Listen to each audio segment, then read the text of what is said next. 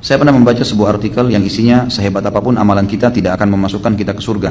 Karena amal surga itu semata-mata hanya karena rahmat Allah. Apakah itu benar, Ustaz? Apa ini? Kalau memang itu benar, apa gunanya di timbangan amal kita di hari kiamat nantinya? Kalau yang memasukkan kita ke surga bukanlah amal kita, tapi rahmat Allah. Jazakallah khair. Tentu saja iya. Tidak ada orang yang masuk surga dengan amalnya. Itu sesuai dengan hadis Bukhari. Nabi SAW yang mengatakan itu.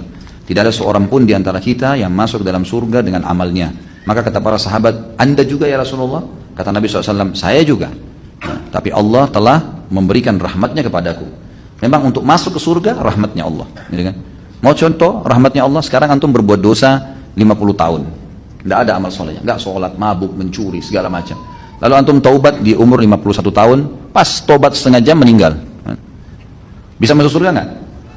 Masuk surga. Enak nggak itu? Enak benar itu. Hah? Ya. Yang buat dia masuk surga apa? Ada amal? Rahmatnya Allah SWT, gitu kan?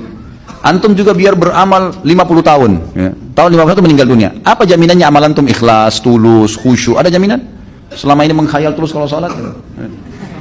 Rahmat Allah itu.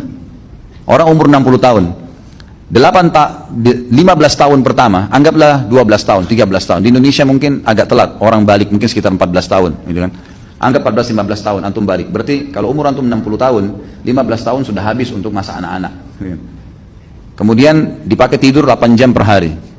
Kalau kali 60 dikurangi jumlah 24 jam per hari, kurang lebih 20 tahun antum habiskan untuk tidur. Berarti dari 40 tahun tadi, maaf, 60 jadi 45. 45 dikurangi 20, sisa 25. Waktu bekerja 8 jam per hari, habis lagi 20 tahun untuk bekerja.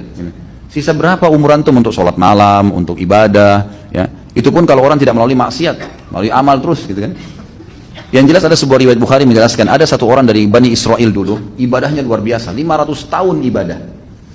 Tidak pernah interaksi sama orang, tinggal di sebuah pulau. Kata Nabi SAW, pada saat dia meninggal, Allah Subhanahu Wa Taala berkata kepadanya, masukkan hambaku ini ke dalam surga dengan rahmatku. Lalu dia merasa 500 tahun ibadah, nggak ada dosanya menurut dia. Lalu dia mengatakan, ya Allah, amalku. Kata Allah SWT, rahmatku. Dia tetap bantah, ya Allah amalku. Sampai 3 kali. Maka kata Nabi SAW, Allah pun berfirman kepada para malaikat, ambil nikmat matanya hambaku ini, timbang dengan seluruh amal yang dia kerjain. Mata dia pakai 500 tahun nih. Bisa melihat, bisa beraktivitas, bisa segala-galanya. Itu timbang nikmat mata yang saya kasih, dengan amalnya dia yang dia kerjain 500 tahun. Waktu ditimbang ternyata nikmat mata saya sudah ngalahin seluruh amalnya. Belum nikmat telinga, belum nikmat segala-galanya nih. Banyak kalau nikmatnya Allah mau dihitung. Bagaimana caranya antum mau menilai amal antum? Gitu. Amal apa yang kita kerjain teman-teman sekalian? Tidak ada amal-amal yang sederhana. Dari 24 jam sholat cuma 5 waktu yang wajib.